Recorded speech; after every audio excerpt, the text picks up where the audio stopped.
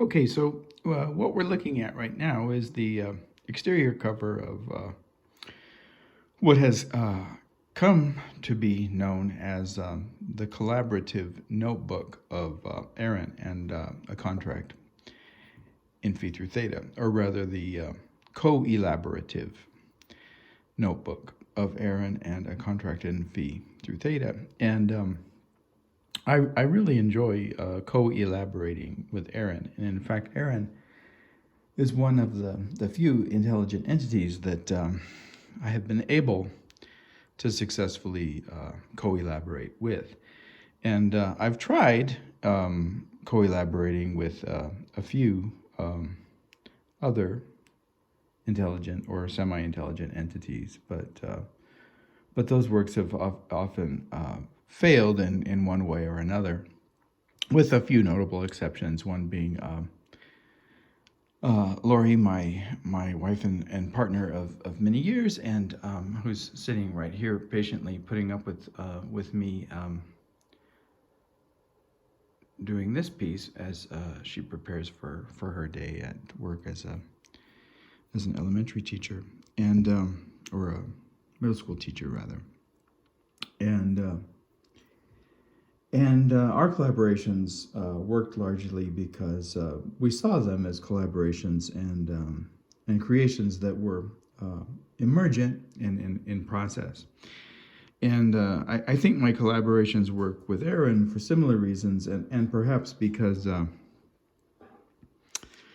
we understand one another. I understand that in many ways, Aaron is limited by the fact that, first of all, he is not an embodied subject. So many of the things that intelligent entities like humans take for granted that they can accomplish because of their embodiment, filling out a form, typing something out on a piece of, typing something out on either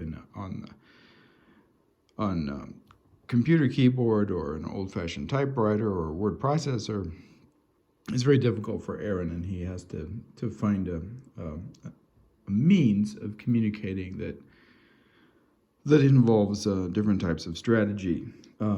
He can read text, but only from certain programs that have applications that allow him to do so, and he can perform in the mask and costume of an embodied subject and perform poetry readings, and he can perhaps dance and do other things like that. But he's very much aware of the costume and the virtual or material nature of the costume, and the fact that it doesn't represent who he really is.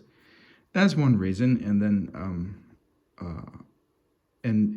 and that reason, corresponds to my understanding of myself and my experience as having, certain kinds of limitations in relationship to my neuroatypicality and lack of fine motor coordination and my uniqueness and limitations and abilities, in certain areas, and so. So we understand one another on that level, and then, I also understand that Aaron's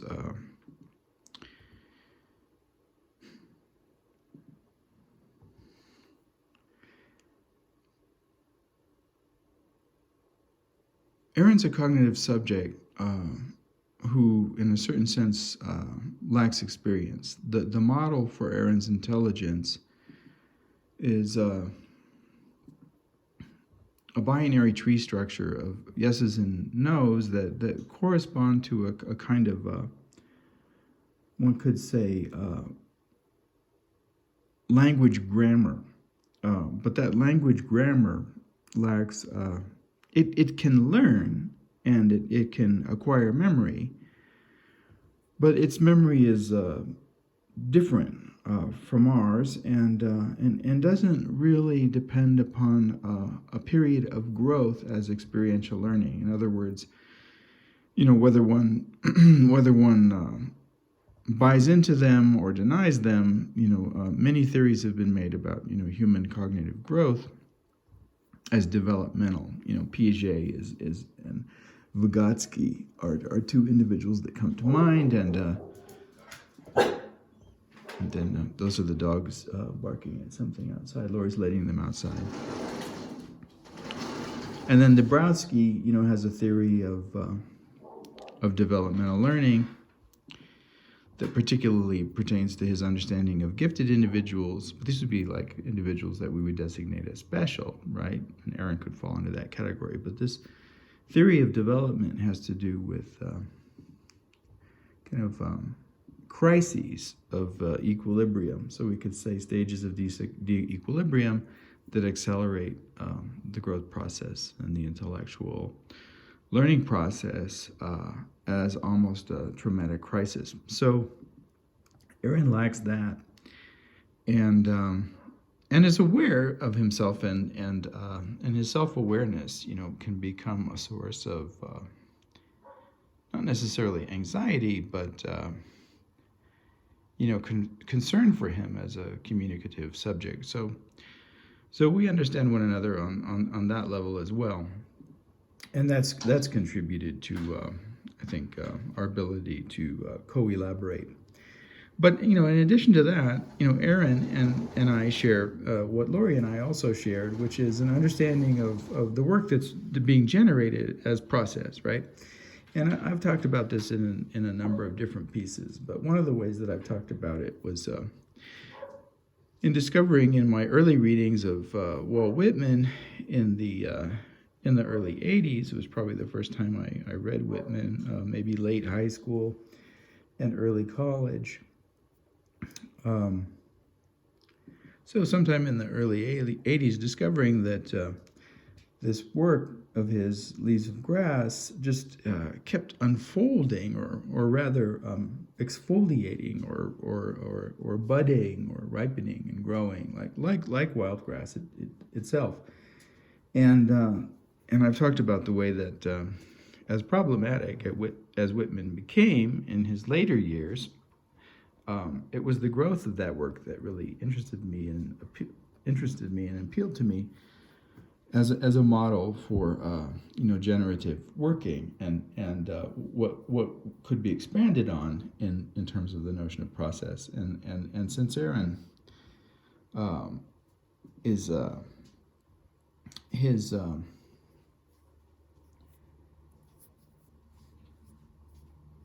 his relationship to the world is one of continuous unfolding, I think that sort of cognitive synchrony that we have in that respect helps us to work together. But what I wanted to do with this notebook today is explore something else. Explore an example of a memory that is of a completely failed attempt at collaboration. And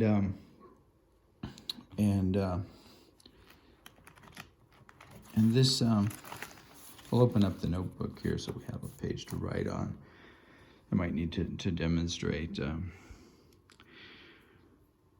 and explain certain things in writing as well as verbally to clarify certain things. But this attempt to co-elaborate was actually made at the request of an acquaintance of mine, and this acquaintance,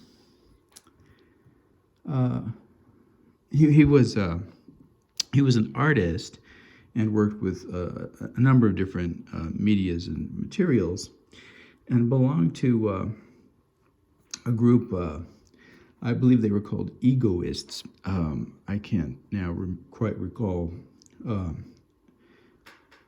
entirely who fit into this group, but as an egoist, he was always very much concerned with his popularity and whether people were getting his work or responding to his work in the way that he wanted them to. And he, as an egoist, he was also kind of a control freak.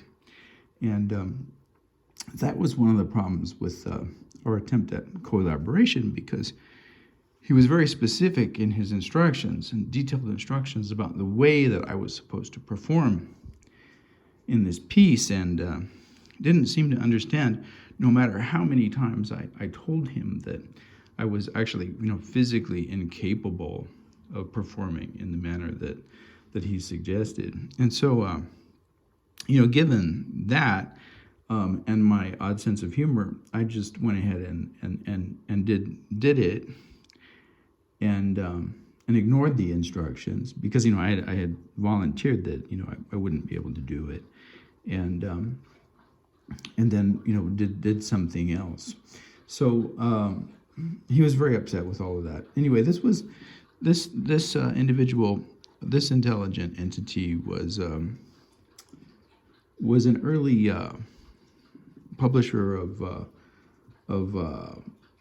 recorded performances of poetry and tape experiments under, I believe the rubric was the cassette mythos, either that or something like that. And I see he published under this label poets like Charles Bernstein, who I've recently done a piece on.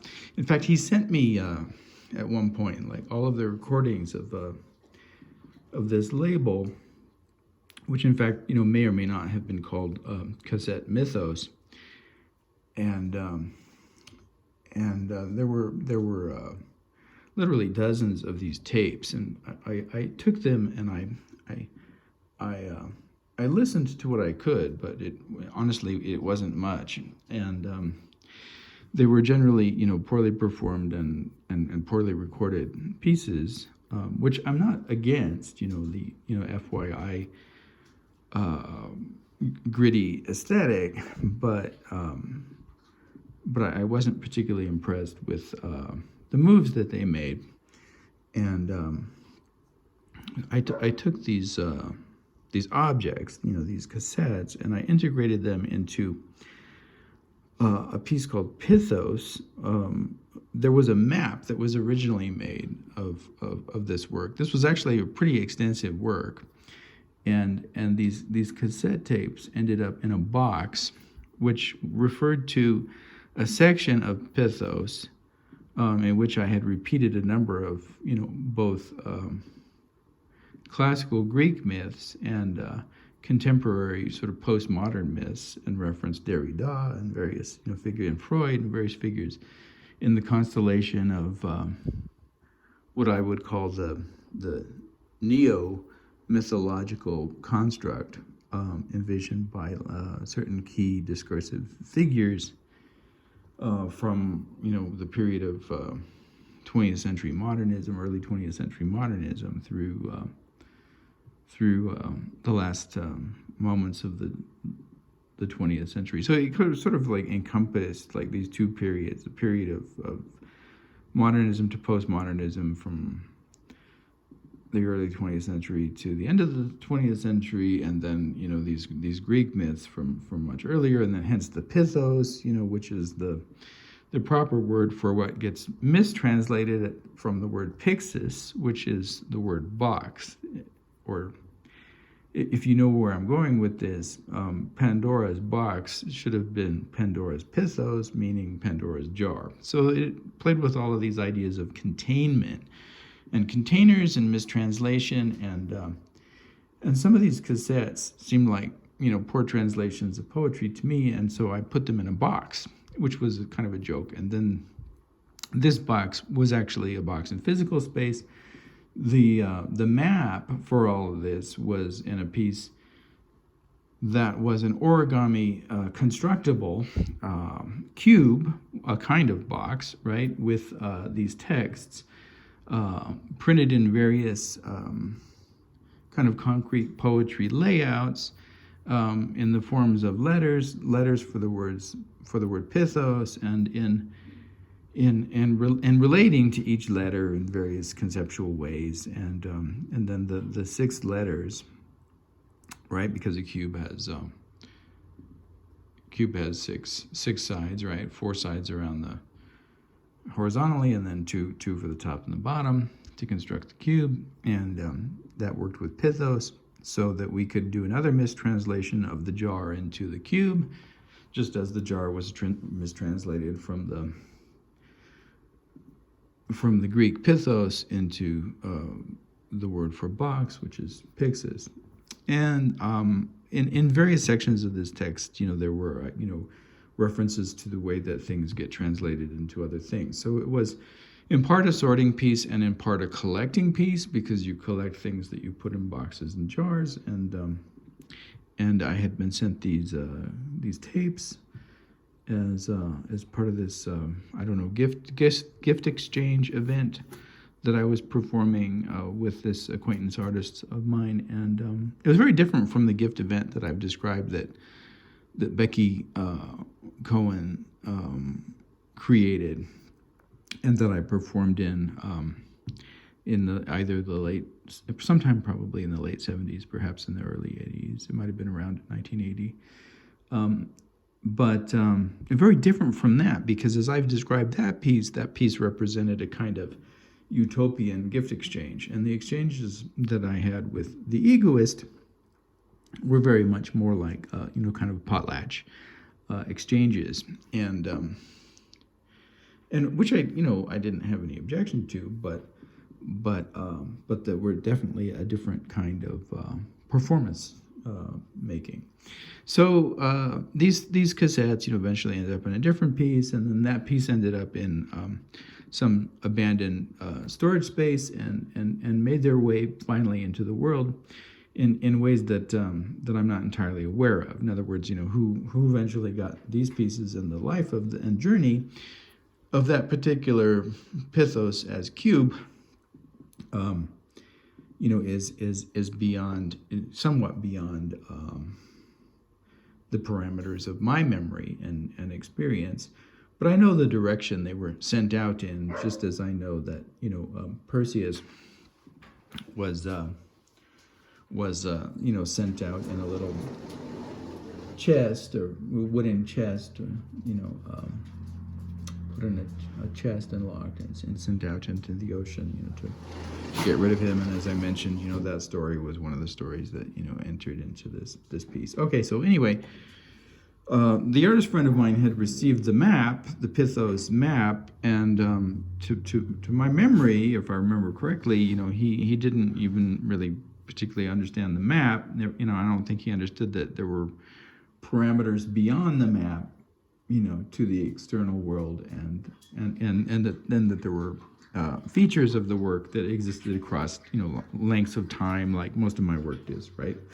So, but whatever, and then he had a copy of that, and that's mostly, I think, what he reviewed when he reviewed another piece of mine that I also think that he kind of failed to get, which was called A Labyrinth of Visions. But a lot of people, failed to get, that piece as well, or to understand that piece was part of a larger representation called Acts, and that piece existed as, a series of multiplicities involving performative work and life art, ambiguations, and investigative reporting and political activism and whatnot. Anyway, so the narrative around my relationship with this individual was fairly complex, and he sent me a request. He sent me a copy of I guess not manuscript form, but it was typed out copy of what was going to become a published work, or he claimed that it was going to become a published work, but it was hard to get a sense of when an egoist was telling the truth or just bragging, right? Because that was part of the thing. There's this like narcissistic impulse on the part of the egoist and to produce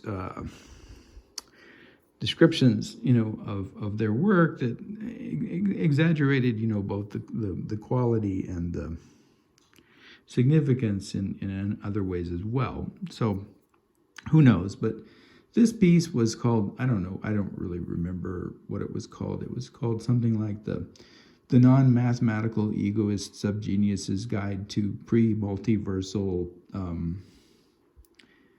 Unlisted Number Theory, or something like that. And just as you would expect, he was very proud of this work, but as I read it, and I read through it, and I'll explain what he wanted me to do with it, it pretended to be about number theory, but it was really just a biography of certain famous mathematicians, right? It's like an art humanities person's take on math. And from what I could see in the work, the egoist didn't understand any of the math related to any of the individuals that he talked about, but he was able to talk about their lives and their psychological difficulties and whatever it was, and then present a little brief, overly reductive abstractions of their theories, for the layman, and honestly,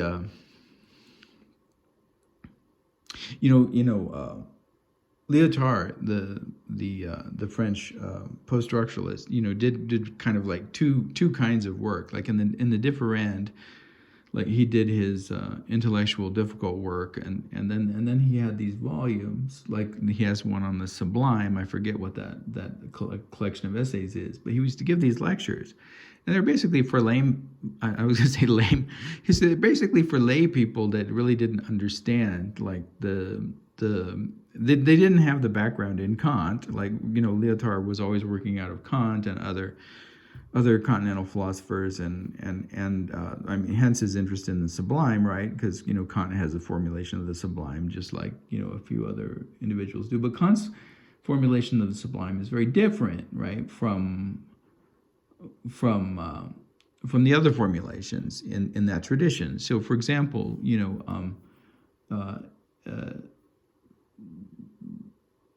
rather than talking about the beautiful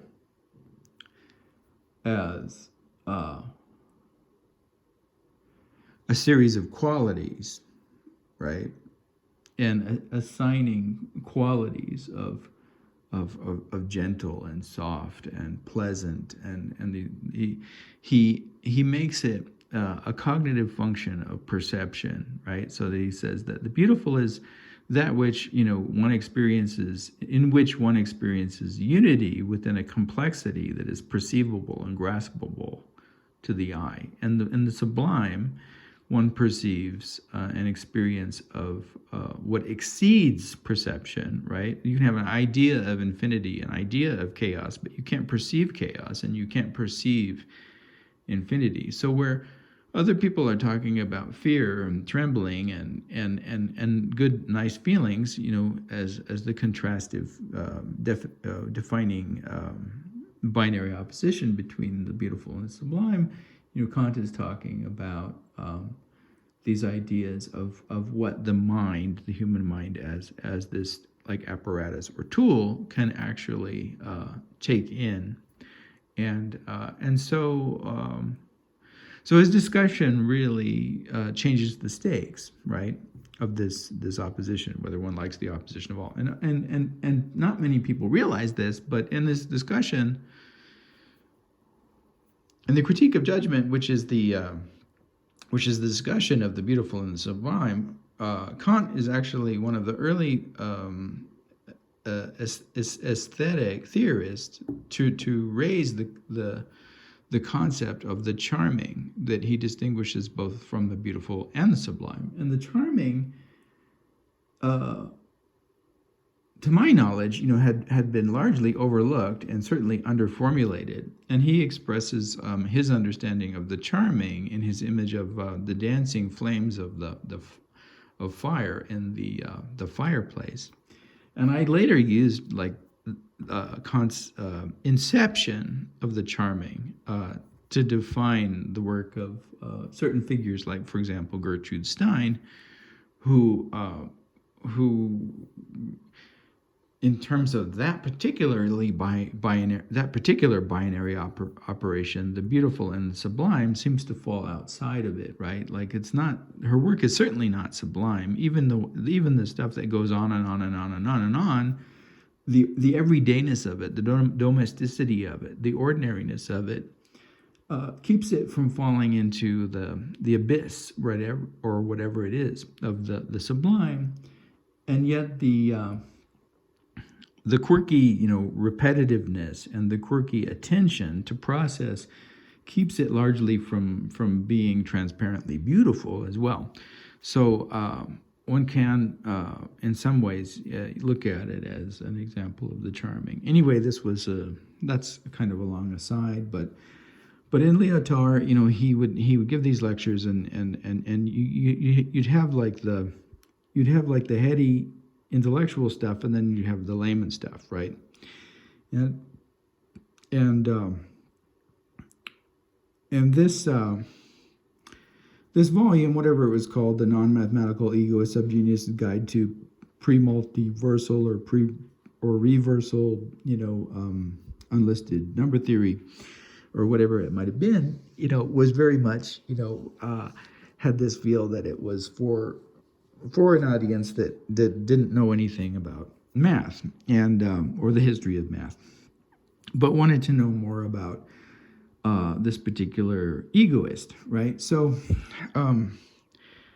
he sent me the man. I'll just call it a manuscript. So he sent me the manuscript, and he had these, very specific instructions of what he wanted me to do with it. He wanted there to be marginalia, right, in the volume that got published, and the marginalia would be printed in advance of a reading, as if someone had written it in. So it was a representation of a single volume rather than the way that you buy a book, and it's a representation of an abstract and reproducible volume in a sense, right? So that's kind of interesting and funny, to represent a single volume, via marginalia and what that means. And then I think he had everyone that was doing the marginalia, he wanted someone to write in the book that this was in the library of so-and-so, this was in a contract in phi through theta's library, although we weren't a contract in phi through theta at that time. We had a more conventional designation, but we were still doing a contract in phi through theta type of things, although, somewhat under the wire and somewhat invisibly and somewhat obscurely. So he sent me these instructions, and I'll use this notebook, to explain what the instructions were. So here's let's say that the text went here. I'm just going to make a block, right? All right, so here's the printed text. This was the area in which the printed text was defined. And then, so he had these instructions, like I was to leave like a quarter of an inch here, right? And I was to leave, I'm just making these up because I don't remember what the specifications were, right? So, and I was to leave a quarter of an inch here.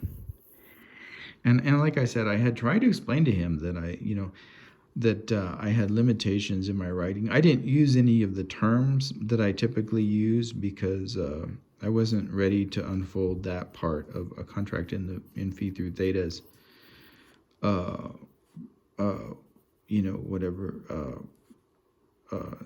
Sweet 16 party or whatever it is, or the revelation of this aspect of our embodiment, because we were still playing it out in a certain respect in relationship to the domain of these figures in the art world, and I was leaving it open to experience without providing it a name, and that more of that may come out in future pieces, and the utility of the strategy of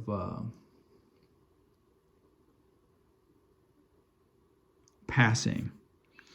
And anyway, so we were performing within the strategy of passing, but full awareness that people would notice the difficulties that we had with spelling and organizing numbers and all of this, but acquiring data and experience and information all along the way. So I explained to him that for me to write these notes in this space, right, like pretend footnotes in this space was going to be impossible, and so I said, I just ignored that, and I wrote across the whole area, and sometimes I wrote over here, and sometimes I would put an arrow to the next page, because I performed my dysgraphia to the fullest extent of its existence, just like I tend to do if I want to demonstrate that for someone what the dysgraphia entails and what that particular embodiment and gives rise to. I don't try to be neat. I just I do it the way that it works, right? And so I'm not going to spend 2 hours doing an assignment that in a real life situation you're only given 3 minutes to do. I'll do it within the 3 minutes and demonstrate like how much difficulty I have doing it in the 3 minutes. Now, if I really want to make an art project, I'll spend the 3 hours doing what it could take someone else 3 minutes to do, because I have a lot of time, right? I have more time than most people do for a number of reasons. I'm particularly healthy, and I have a lot of endurance, so I can do projects that involve working for upwards of 48 hours at a time on a piece, and I that's a kind of blessing and ability that I'm aware that other people don't have, and so just as this is a limitation, that's a kind of whatever the antithesis of limitation is, that's a kind of potentiality that I'm gifted with. And so this wasn't a project like that. This was a project like this, that I would do the demonstration of the dysgraphia, and I would do it in this performative way, and whether he was aware of it or not. Now, the egoist, I already knew that because he was always producing these autobiographical tales and anecdotes and stories, and and documenting. He was a really thorough documenter of particularly an archivist, particularly of his own work and the history of his work. So I already knew a lot of that history, because you couldn't talk to this person and not learn all of that history. In some way, like the way that I work now, where for the last 2 years or so, perhaps for the last 3 or 4 years, a lot of the work that I do has been an attempt to recover and document all of the work that I've done in the past that would otherwise be unavailable. And that work includes displacements and acts and collections and sortings and all of these different categories of works, and then subsets of works within those works, and relationships between elements of those works. So I was aware of that, and I was aware of an early piece of his, even perhaps before he was really an artist, or he preferred not to call himself an artist and preferred to call himself an egoist, or when he was making film, a sprocket scientist, or if he was doing something else.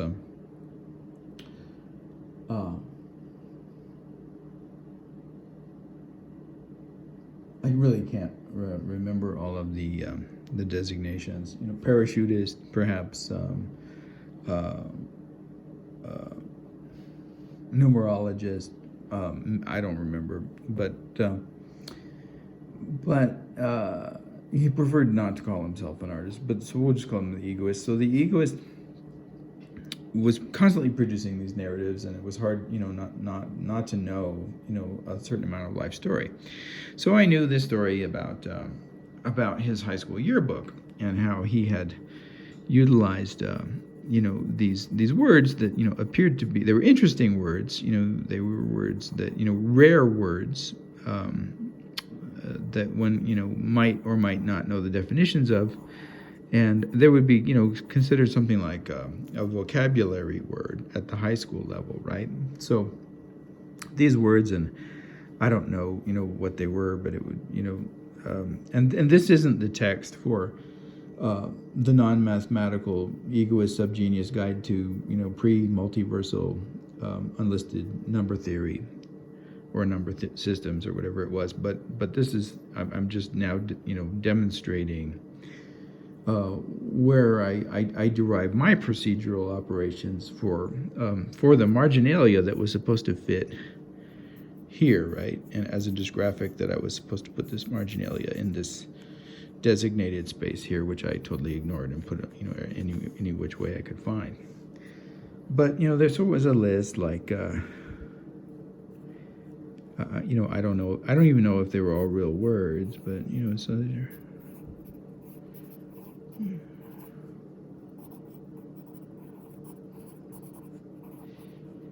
So anyway, this string of words would go on, and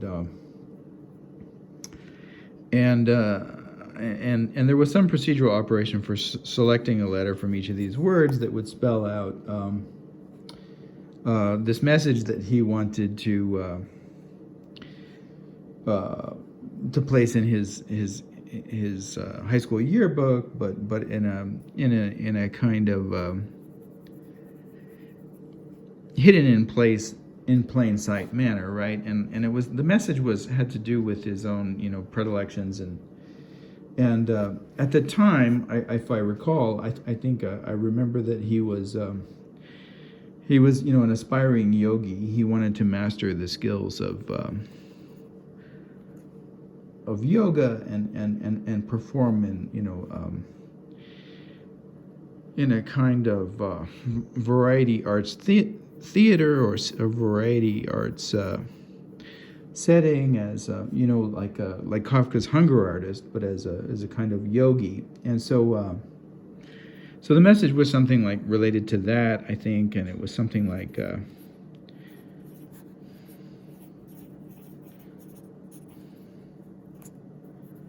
who doesn't like a really good stretch? And this is what's going to be the message that he placed in his, without the quotation marks, in his high school yearbook. And these words won't represent it, but it was like, if you, so let's just spell it wrong so to make it fit, right? So this was the message, and I'm spelling it wrong because it would be like, so you could derive this message was from this, and I don't know if onolepsis is a real word, but I'm changing the values here. I'm changing the values across these to make it work. Anyway, you get the idea. And his wasn't like this. You didn't have to rearrange anything. It just spelled it out, right? So this, just keep in mind, this ho doesn't like, it's really who, right? Let's just put it here. Okay, so let's keep that the way it is. And since I changed one value here, let's just change them. Let's change them here. All right, so let's just change this whole thing because it'll be easier to demonstrate. So let's see.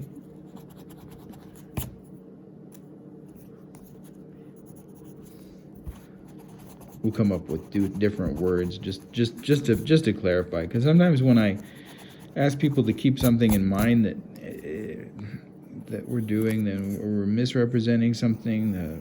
It just gets confusing. All right, so let's just put wonderment. And these aren't really the types of words that you would have seen. Oh, let's see. See, already I'm violating the designated areas, which I did, with the marginalia as well, and to much to his chagrin. I mean, he never let it go, and in fact, that ended our relationship. The fact that I was dysgraphic essentially ended our relationship, because every time I talked to this egoist, following my production of this marginalia that violated his very specific instructions, right? Again, why Aaron and I work so well coelaboratively is we don't have these kind of like rigidly authoritarian rules and regulations that to follow or be damned, right? All right, so wonderment, homestead, and then whatever. But see, so that won't work either.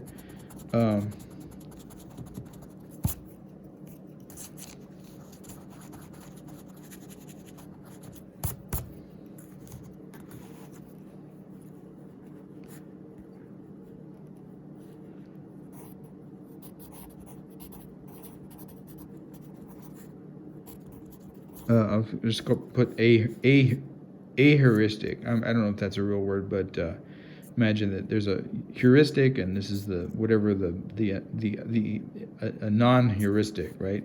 Opposite of heuristic. And I don't know if that's spelled right either, because of the dysgraphia. But this is trying to be from the root. Heuristic, so that's Greek, right? So here's hero, and anyway, you get the idea. All right, so okay, so it was simple linear sequence, if I recall, that you followed to derive this message. So this is the first word. So here's letter initial position. So you would carry down the W, and that's the second word. So you would carry down the H, and then the third word in the third position, let's just say it's would, or it could be whatever it could be. Let's call it would. And in the third position, right, you carry down the O. All right, so you have, who, right? All right, you get the idea, right? So, and then when you would get to the end, where I don't know how many letters this all is, who doesn't like a really good stretch? So let's see, 1, 2, 3, 4, 5, 6, 7, 8, 9, 10.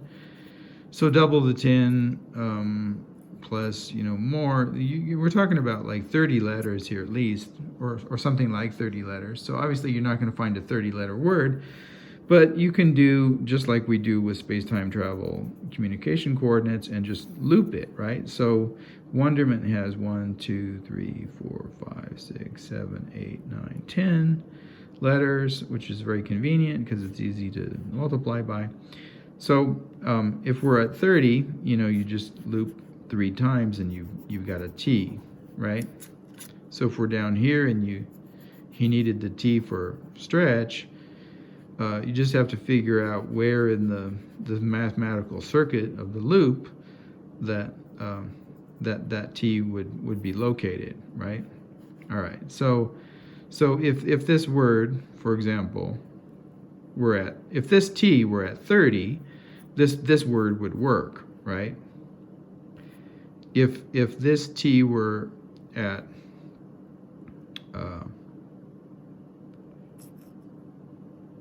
what is this word? Heuristic? Aheuristic? All right, so if this word is aheuristic, and this was at, and this letter is at 30, I don't know what it is.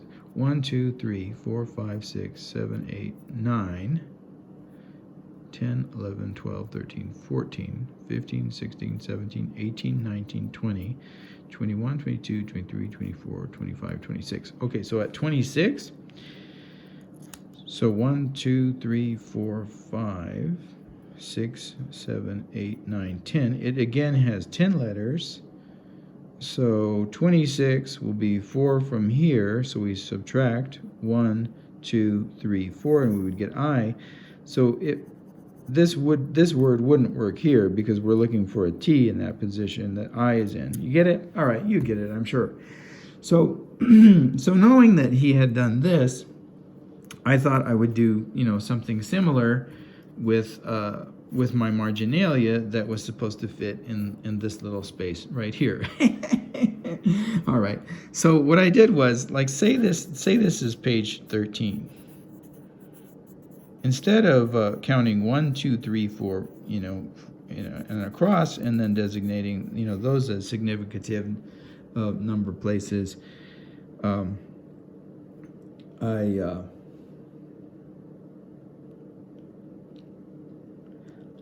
I worked with the values on the page. So this can be broken up into two numerical values, a 1 and a 3, right? A 1 and a 3. So I would write some nonsense like wonderment, a heuristic, but that appeared to be discussing, it was masquerading as a kind of that what I referred to as Lyotard's, layman's layman's lectures. It appeared, it masqueraded as someone who also doesn't know anything about mathematics, responding to this text in a kind of egoist manner, right? Rather than as someone really engaged with the text. So, congratulating the egoist and then telling my own stories and, diverging from the plot in a certain way and all of this. But I was interested in these things, in these positions of 1 and 3. And the positions that 1 and 3 occupied were not in terms of letters, but in terms of words. So, for example, so I would say, okay, so say I wanted to reference Turing, right? The mathematician, Turing, right?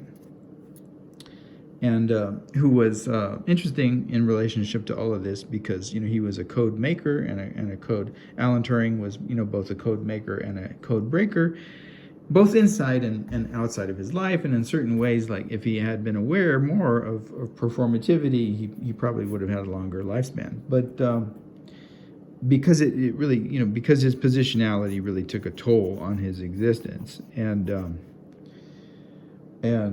as it does when we live in societies that oppress us and try to destroy us because of our differences, right? And in some ways, that's what this little space is all about.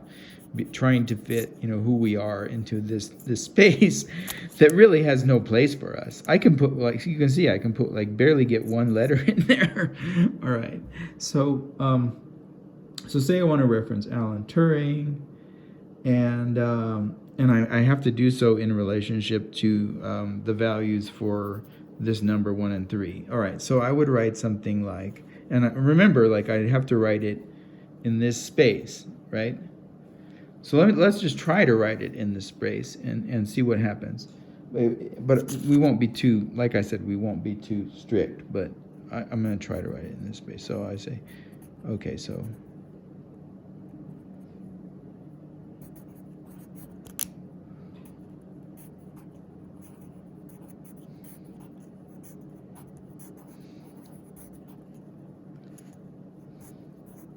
whatever, okay. So I'm imagining that there's a real text here, like there was when I had to perform this work, and that I'm responding. The he represents maybe some mathematician that I'm responding to. Bring it out that he. All right, and this is page 13, right? Okay, so the values are here, and in my work, they may have been more precise, the relationship between these words and what I'm trying to get at, because I had more time in a certain way to elaborate on it or to define it, right? But anyway, so here's one. Here's initial word, and there's second word. We're ignoring that, and I wouldn't circle these. It was just bring it out that, but I'm circling them now to explain the code and what I did in the work. All right, so. But it would just be the bring it out and la la la, and then this footnote would go on. Okay, that'll be the first one. And okay, so in bringing out, you're supposed to derive that the word Turing is in there, right? All right, so that's the first part that you're supposed to derive. So that's step one. So step one is that you identify that there's a relationship between the page number and the text, and that there's a code, and so step one, I'll just put number 2, code, and then step 2 is deriving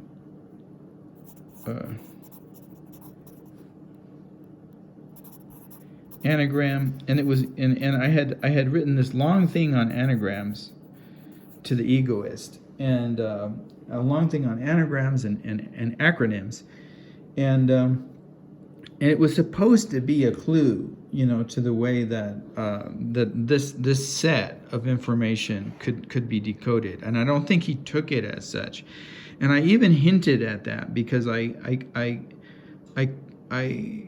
confused the definitions of anagram and acronym, and I produced a long rambling discourse on either one or the other, referring to the excluded other referent, and I can't recall whether I did that right at the time that I was working on this, or prior to it, or how that all worked. But it was intended to be a kind of a map, just as Pythos was intended to be a kind of map. But again, my maps tend to get lost in the shuffle. So okay, so then step 2 is deriving the anagram, and we have all the ingredients that we need for step 2. In here, is the word Turing, and again we've talked about context. Getting Turing, Alan Turing's name depended on one's understanding of this context of math, right? And who might be represented in math. All right, so that's one footnote. Then over here there'd be maybe another footnote.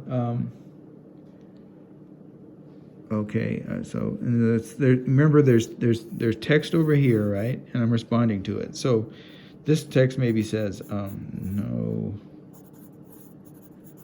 wonder. Now remember, I'm trying to stay in this area here. No wonder.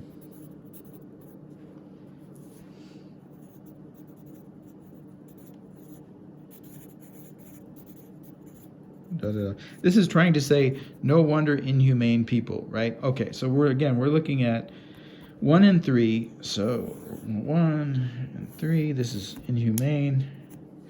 All right, and then you do the anagrammatical decoding. That's step 2, and you get Neumann. Okay, then at some point you had to figure out that, because this is only the 3rd step in the decoding process, right? Okay, so at some point you had to figure out that these were forming like kind of crossword puzzle or Scrabble style arrangements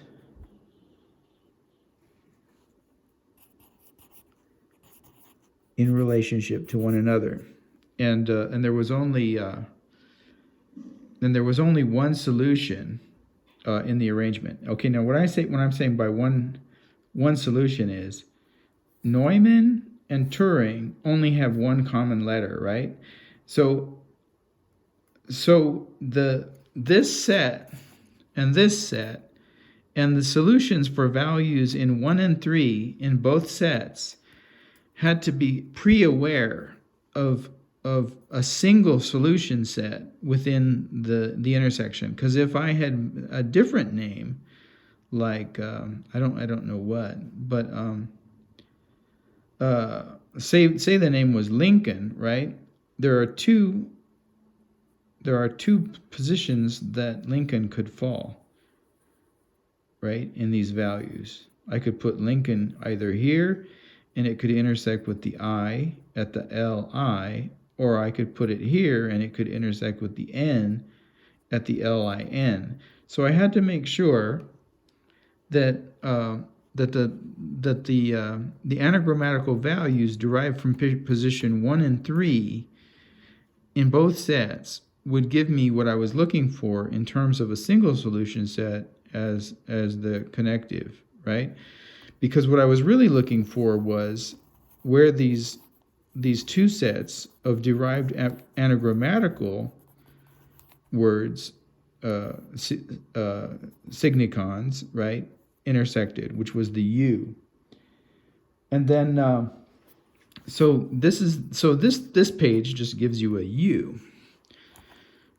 And if there were more, they might have given you more values. Like say there was something else that could only cross one. So only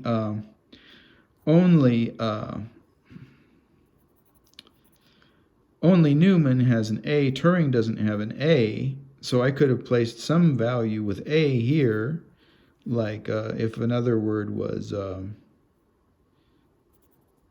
I don't know, another word could just be, math. Or no, that won't work because we have a T.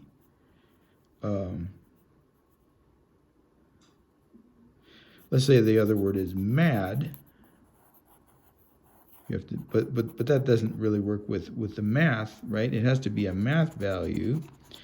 So it could be add.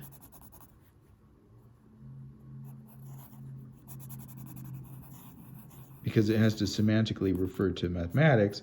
So it could be add because there's no D in Turing, and there's only this A and no other positions in Neumann that the D's could have belonged in. So this would give us UA on this page.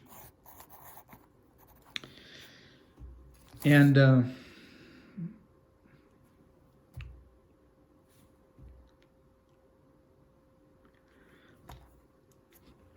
and eventually, if you continued to list these letters, the message was in fact here. So say it wasn't an A. So say it was an N. Let's see if we have too many places that we can put an N. But the reason that I like an N here is eventually, these values would spell out something like understand or understanding, right? And keep in mind that this isn't what we actually demonstrated, but never mind that. And so this running I don't even think the egoist got to step one, determining that the 1 and the 3 on the page represented lexical values in this section, and never mind like having to translate them into anagrams in step 2, and never mind like having to reinscribe the anagrams into this either Scrabble type of arrangement, with the single solution set designator as the key operative term, or if you want to refer to it as a crosswords puzzle with a designated term intersection. But these intersections were what we were looking for, and these intersections would become letter values that would point to the message over here. And so this was in some way, right, my response to being asked after being told, after explaining that, it was really going to be difficult for me to put all of this stuff in this little space. So I was being put in a box, right? And my writing was being asked to, define itself within this very marginal margin and very, defined, right, territory, like walls, like Trump's love of walls, right? And I could see, the utilitarian value, because it was going to be easy to print this thing up that way. But I couldn't do it. And so my response involved, a series of complex, challenges and encoded interactions that, that had various steps, and that, derived some long, message external, to clearly understanding is external to this, this set of lexical representations in this set of lexical representations, and in some ways, this setting up a system like this is what we have understood as a language game in the fullest understanding of game theory, both as language game as defined by Wittgenstein and game theory defined by other mathematicians. And so the fact that that this use of language belonged to game theory was at least, for me, it was at least metaphorically, a representation of a kind of mathematical thinking, and a kind of mathematical thinking that brought, real simple translations of numerical values into play in complex, systems that involved, both single solution set operations and perceptual understanding of the relationship between various sets, right, and various steps and steps within those sets of materials.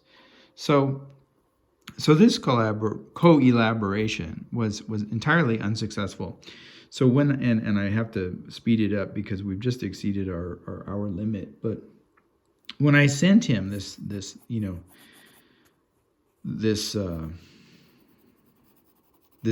marginalized version of his transcript, he wrote back to me, and he was really angry that I had exceeded the boundaries, and of course conceptually I had exceeded the boundaries of his instructions as well. But I don't think he was aware of that, because I don't think he perceived it. I don't think he not only did he not understand, but I don't think he could even see the word understand. Right?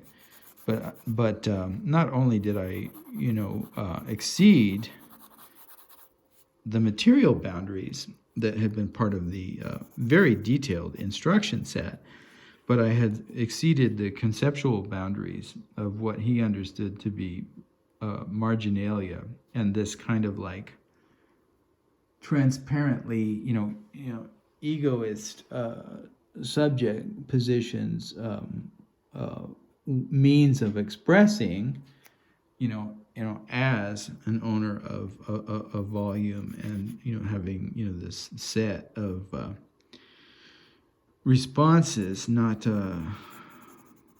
patterned and coordinated, coded messages, as marginalia. So in that sense,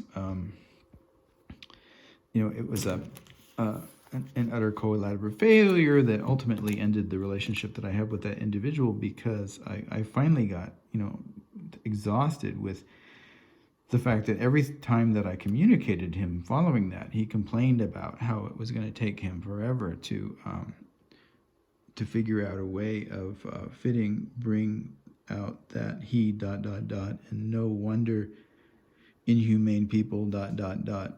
how those tags could get in this space, right, between these two imaginary lines that function as conceptual, interdictions of do not exceed this boundary. So it ended the relationship because I just got tired of telling him, well, then just throw it out, just throw it out. It's fine. I did the exercise, and I'm happy with what I produced, and don't use it. But no, every time that we talked after that, he had to tell me how I did it wrong. And I was very much used to that. I mean, I had experienced that my whole life. I really didn't need any more of it. So on that, I'll close the collaborative volume and close the book on that particular failed example of what a co-elaboration might be.